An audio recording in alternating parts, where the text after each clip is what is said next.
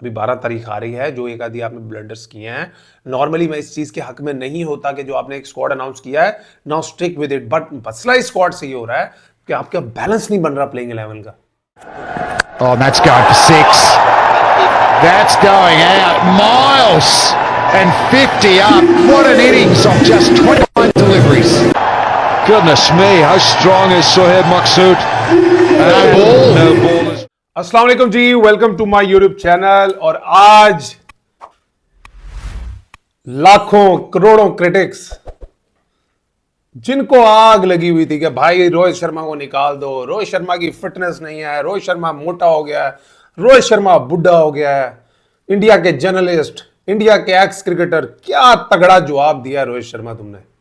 और मेरा हमेशा मानना होता है कि भाई जो इस कैलिबर के प्लेयर होते हैं ना, जिनकी अपने मुल्क के लिए इतनी खिदमात है, 32 सेंचुरियां, 3 डबल सेंचुरियां, 5 आईपीएल के टाइटल अपने नाम किए हुए हैं, एज ए प्लेयर टी20 वर्ल्ड कप जीता हुआ है, एज ए कैप्टन टी20 वर्ल्ड कप जीता हुआ है, एज ए कैप्टन 2023 के वर्ल्ड कप में हमने देखा था जिस तरह से एज ए डोमिनेट बैट्समैन और एज ए डोमिनेट कैप्टन उन्होंने परफॉर्म किया था, और फाइनल में अनफॉर्चुनेटली वो जीत नहीं सके थे। इस तरह के प्लेयर को जिसने आपने मुल्क को इतना कुछ दिया है, ये डिसीजन के रिटायर कब होना है, ये डिसीजन उस बंदे का होना चाहिए, ना कि उसको कुछ मीडिया के प्रेशर में या कुछ लोगों के प्रेशर में या कुछ एक्स क्रिकेटर्स के प्रेशर में आकर ये फोर्स किया जाए कि भाई तुम रिटायर हो जाओ। और हमने बड़ी बातें भी सुनी कि ड्रेसिंग रूम में गौतम गंभीर और रोहित शर्मा की लड़ाई हो रही है, ये हो रही है, वो हो रही है। और मैं आपको ये बता दूं, ये सारी की सारी मन गढ़ंत कहानियां होती हैं। जितना मैंने इंडियन क्रिकेट को फॉलो किया और जितना मैंने रोहित शर्मा की क्रिकेट को और जितना मैंने गौतम गंभीर को मीडिया पे फॉलो किया है, गौतम गंभीर के मैंने कितने इंटरव्यूज देखे हैं जिसमें उन्होंने बोला कि रोहित शर्मा और युवराज सिंह से बड़े वाइट बॉल क्रिकेटर इंडिया की हिस्ट्री में पैदा नहीं हुए। उनसे एक दफा पूछा गया था कि who you think that has been the best white ball cricket in the history of Indian cricket, he said Yuvraj Singh.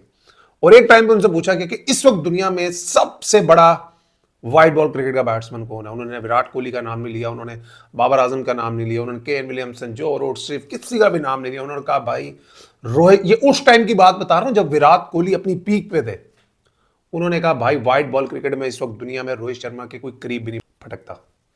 और ये बात मैं आपको बता रहा हूं कि भाई रोहित शर्मा जब खेलता है ना, रोहित शर्मा जब ऑन सॉन्ग होता है, रोहित शर्मा के करीब भी नहीं लगता, चाहे वो कोई विराट कोहली हो, चाहे कोई बाबर आजम हो, चाहे कोई केन विलियमसन, स्टीव स्मिथ की जो फैब 5, 6, 7, 8 जो भी लगा लो, जब रोहित शर्मा ऑन सॉन्ग होता है, जब रोहित शर्मा खेल रहा होता है, जो एबिलिटी रोहित शर्मा के पास है ना सर, गेम को 5 से 10 ओवर में चेंज करने की। और ये 2023 के बाद रोहित शर्मा ने अपना ये रूप बनाया है। आप अगर उससे पहले जब देख लेना, जब ये शेखर धवन के साथ ओपनिंग करते थे, उस टाइम में ये जो पावर प्ले के 10 ओवर में थे, ये इतना डोमिनेट नहीं करते थे। शेखर धवन ज्यादा रन बनाते थे। और एक दफा रोहित शर्मा ने बोला भी था कि भाई मैं नेचुरल ओपनर नहीं हूं, मुझे टाइम लगता है। बट जब उन्होंने वो जो कंजर्वेटिव अप्रोच चेंज करनी थी इंडिया की व्हाइट बॉल क्रिकेट में, जब उन्होंने प्लेयरों को कहना था कि हमने इस तरह डोमिनेट करके खेलना है जिस तरह दुनिया खेल रही है, अब दुनिया की स्पेशली टॉप की टीम्स खेल रही हैं, then he had to lead from the front. उन्होंने अगर रिस्क क्रिकेट खेली थी, उन्होंने पहले अपने आप से स्टार्ट किया। और आज उन्होंने जो इनिंग्स खेली है ना, कसम से मजा आ गया। It's not about 100. It's not about how many sixes that he hit.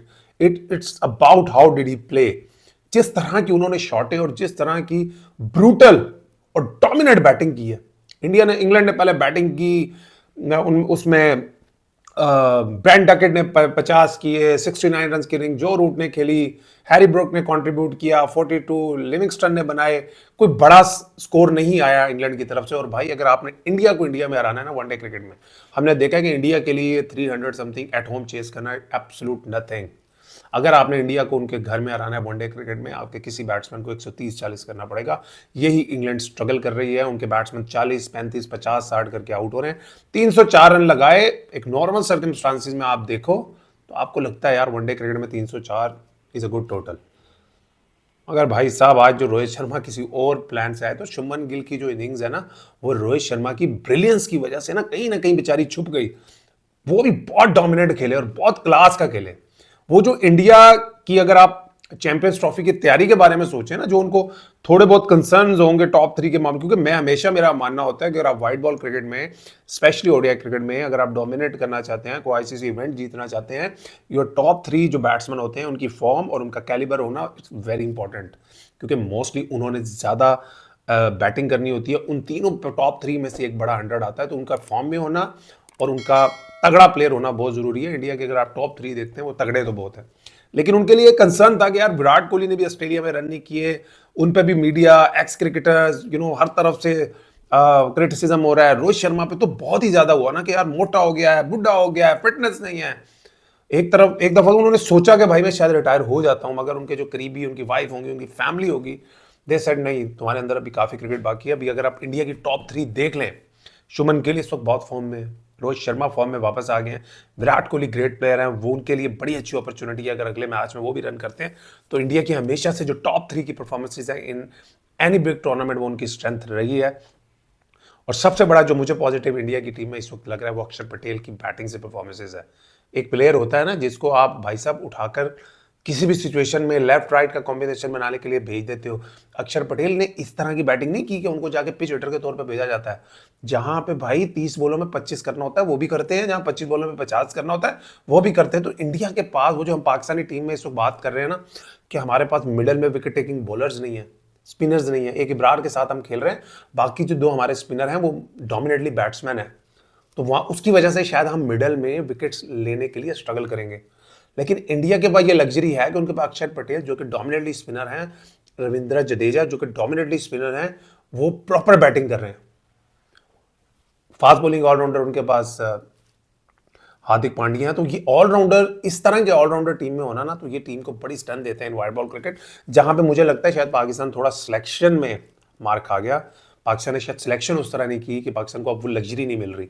जब इस तरह की ऑलराउंडर्स की लग्जरी आपके पास नहीं होती ना, आपको प्लेइंग 11 बनाने में बहुत मुश्किल होती है। और मेरा हमेशा मानना है कि जिस तरह इंडिया अपने घर पे डोमिनेट करता है ना सर, जब तक आप बड़ी टीम नहीं बन सकते, जब तक आप अपने घर पे डोमिनेट नहीं करोगे।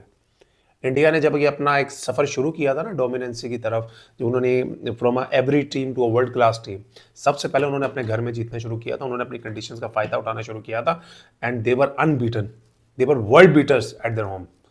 फिर उन्होंने बाहर जीतना शुरू किया था। यही बात हम हमेशा पाकिस्तान क्रिकेट के लिए करते हैं कि आपको इस तरह के स्टेप लेने की जरूरत है कि आप अपने घर पे जीते। चैंपियंस ट्रॉफी आपके घर पे हो रही है और पाकिस्तान के पास मौका है। अभी 12 तारीख आ रही है, जो एक आधी आपने ब्लंडर्स किए हैं, नॉर्मली मैं इस चीज के हक में नहीं होता कि जो आपने एक स्क्वाड अनाउंस किया है now stick with it, but मसला इस स्क्वाड से ये हो रहा है कि आपका बैलेंस नहीं बन रहा प्लेइंग 11 का। आप इंडिया की टीम देखें ना, आपको लगता है कि यार उनके पास कितने सारे बॉलिंग ऑप्शन है, कितनी लंबी बैटिंग है। तो जब आप पाकिस्तान की टीम देखते हो ना, तो आपको लगता है यार प्लेयर्स आउट ऑफ पोजीशंस खेल रहे हैं, मिडिल ऑर्डर में एक्सपीरियंस नहीं है, बॉलिंग में आपके पास मिडिल में आउट करने वाले बॉलर्स नहीं है। तो ये प्लेयर सारे अच्छे हैं, कॉम्बिनेशन आप नहीं बना सके। कभी कभी आपको अपने हरीफ से भी सीखना होता है। ये अब बात हमें ना की जाए कि पाकिस्तान में जी रिसोर्सेज नहीं है, सारे रिसोर्सेज हैं सर, सब प्लेयर्स अवेलेबल हैं। आप इस सिलेक्शन में थोड़ी सी गलती आप लोग कर गए हैं। 12 तारीख है, मुझे पूरी उम्मीद है इस दफ़ा भी ये तारीख है हमारी कि हमेशा चेंजिंग होती है, और मुझे लग रहा है दोबारा तब्दीलियाँ 1-2 होने के चांसेस हैं, जो कि खबरें आ रही हैं ज़राए के ज़रिए। अपना ख्याल रखिए और दुआ में याद रखिएगा। इंशाल्लाह जल्दी आप लोगों से मुलाकात होगी।